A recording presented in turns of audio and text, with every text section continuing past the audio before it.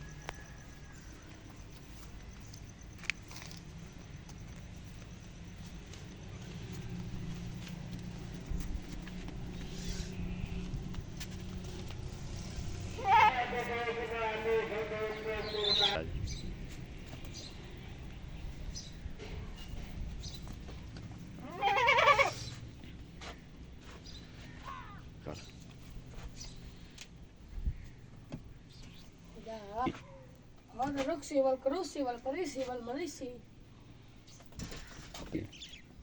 هذا ركسي ركسي.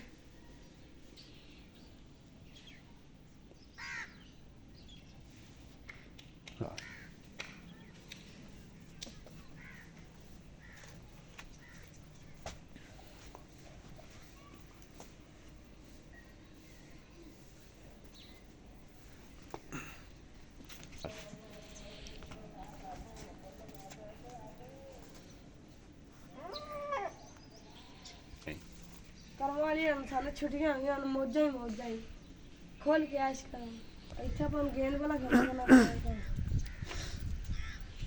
ਪਿੱਛੇ ਖਾ ਕੇ ਤੇ ਮੈਂਗਣਾ ਦਾ ਗੰਦ ਮਾਰੀ ਤੇ ਮਾਰੀ ਆਣੀ ਤੈਨੂੰ ਸ਼ਰਮ ਹੀ ਕੋਈ ਨਹੀਂ ਆ ਰਹੀ ਚਾਹ ਤੈਨੂੰ ਥੋੜੀ ਸ਼ਰਮ ਸੋ